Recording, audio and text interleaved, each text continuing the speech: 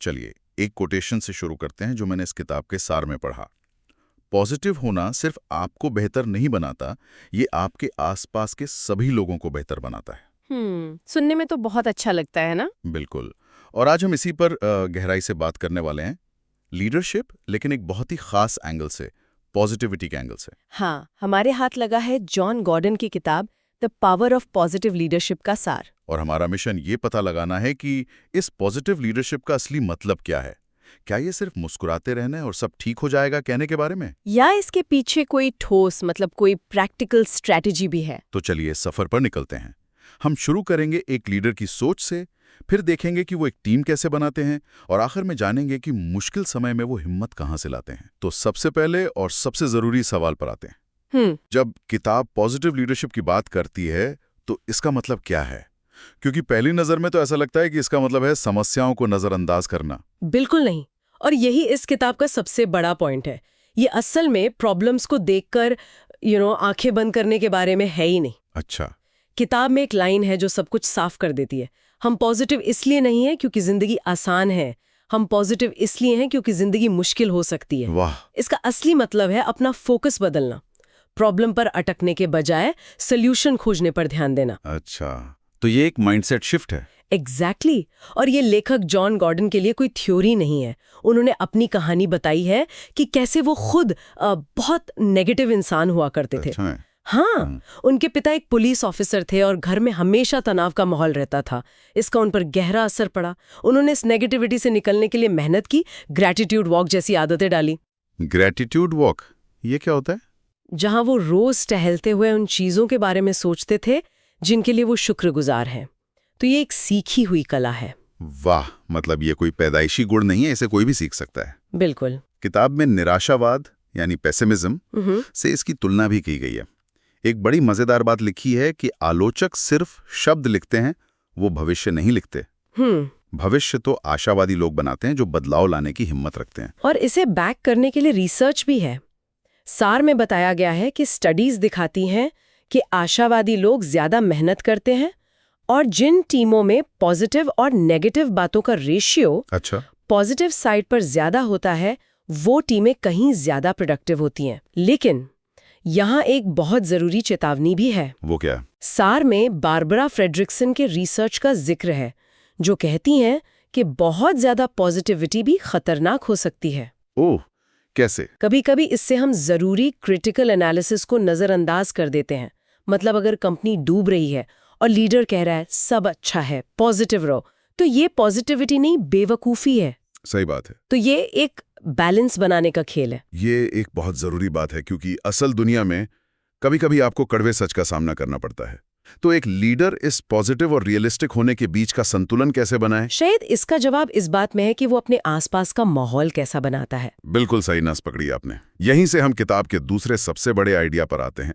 एक लीडर का सबसे जरूरी काम अपनी टीम का कल्चर यानी संस्कृति को ड्राइव करना है। हाँ। एक लाइन है जो दिमाग में बैठ जाती है, कल्चर सिर्फ एक चीज नहीं है, ये सब कुछ है। और इससे भी पावरफुल, कल्चर स्ट्रैटेजी को नाश्ते में खा जाता है। कल्चर स्ट्रैटेजी को खा जाता है, ये तो बहुत बड़ी बात है। मतलब आपका बिजनेस प्लान कितना भी शानदार क्यों ना हो, अगर ऑफिस का माहौल टॉक्सिक है तो सब बेकार है, 100%। कोई उदाहरण है इसका? बिल्कुल।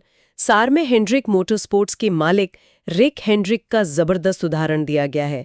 उनकी टीम रेस हार रही थी।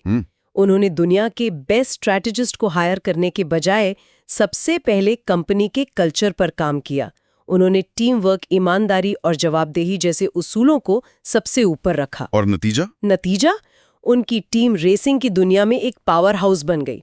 स्ट्रैटेजी बाद में आई, पहले सही माहौल बना। और ये माहौल बनता कैसे है?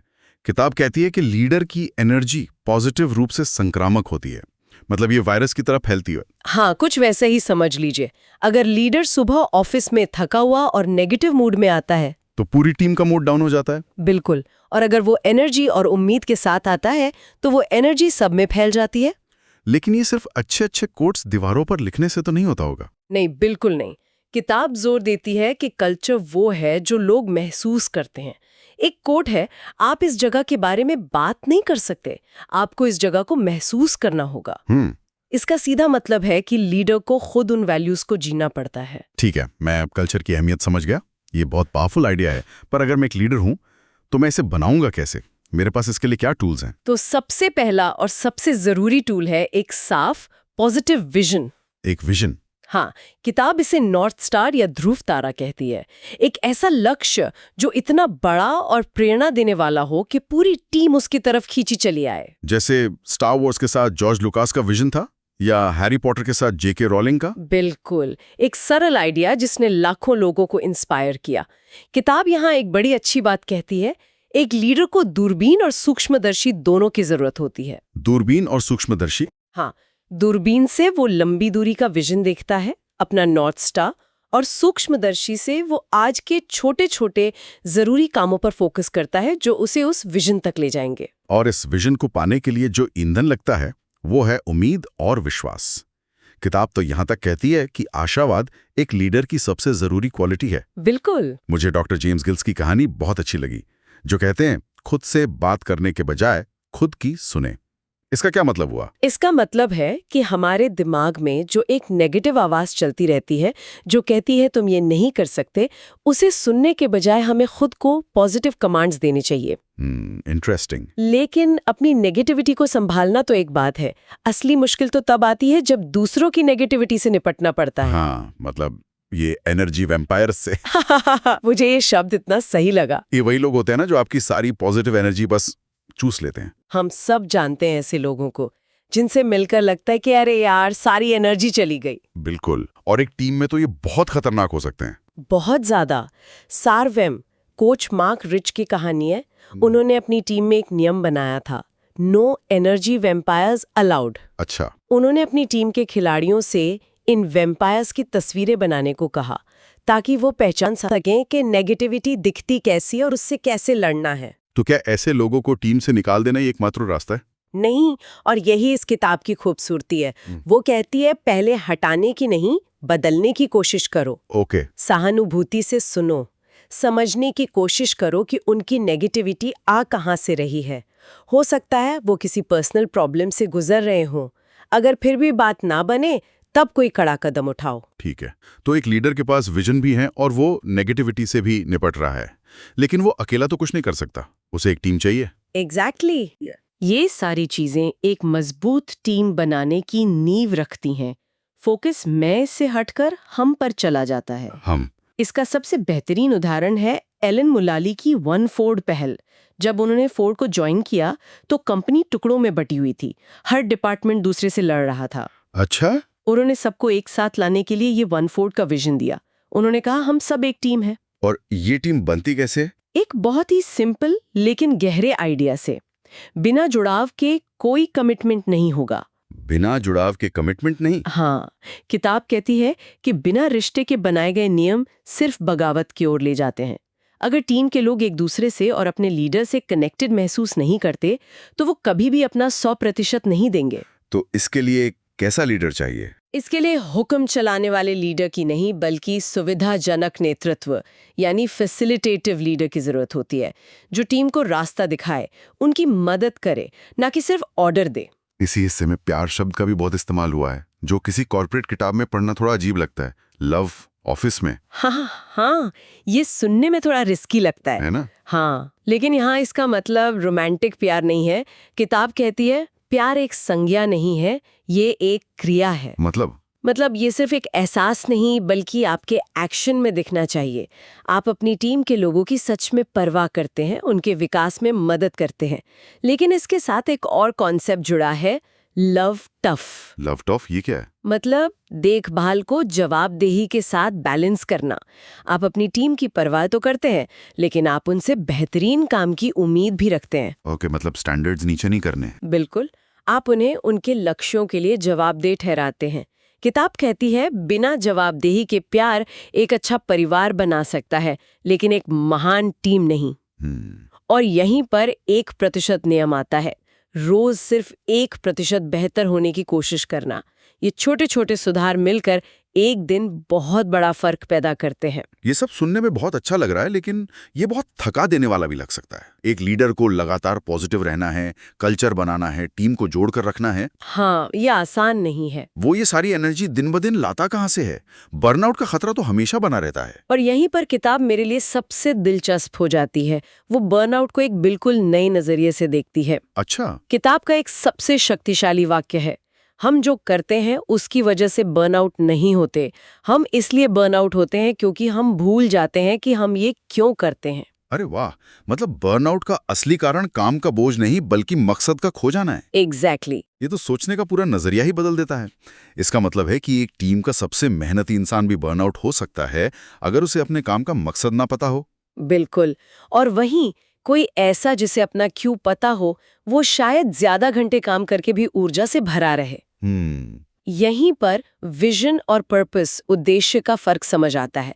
विजन है कि आप कहाँ जा रहे हैं और उद्देश्य है कि आप वहां क्यों जा रहे हैं। ओके। उद्देश्य से जुड़े लक्ष्य ज्यादा टिकाऊ होते हैं। हालांकि सार में एक आलोचनात्मक नजरिया भी है। क्या है वो? वो ये मानता है कि हर कोई सिर्फ अंदरूनी उद्देश्य से मोटिवेट नहीं होता।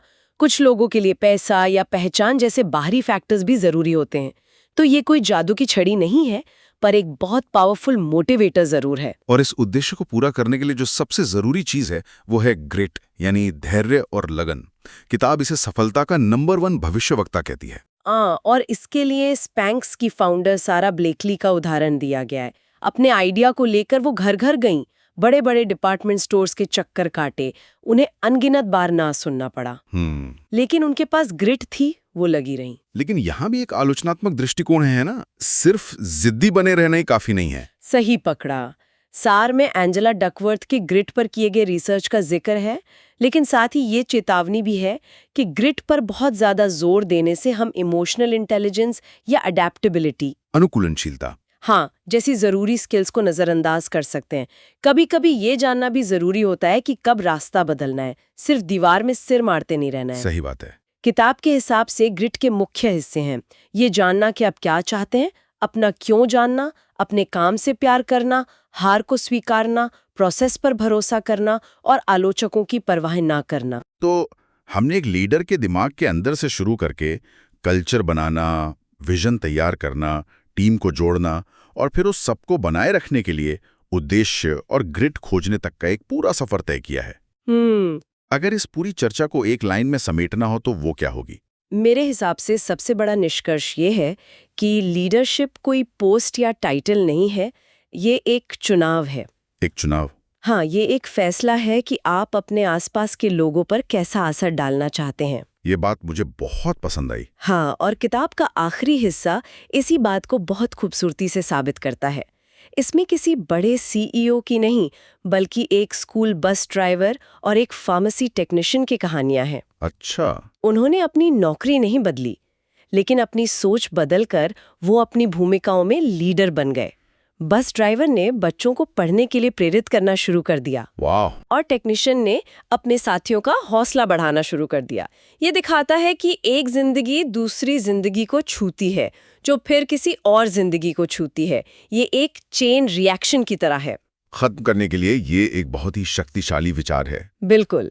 और हमारे श्रोताओं के लिए एक सवाल छोड़कर जाते हैं। इस किताब ने हमें पॉजिटिव लीडरशिप के कई सारे टूल्स और एक पूरा माइंडसेट दिया है। हाँ। लेकिन हमने इसकी सीमाओं पर भी बात की। तो सोचने वाला सवाल ये है, आज की इस कॉम्प्लेक्स दुनिया में जहां टीमें इतनी विविध हैं और चुनौतियां इतनी जटिल, वहां इस पॉजिटिव लीडरशिप की हदें कहाँ हैं? वो कौन सा पॉइंट है जब अटूट आशावाद को प्रैक्टिकल होकर यथार्थवाद या शायद जरूरी संदेहवाद के साथ बैलेंस करने की जरूरत पड़ती है?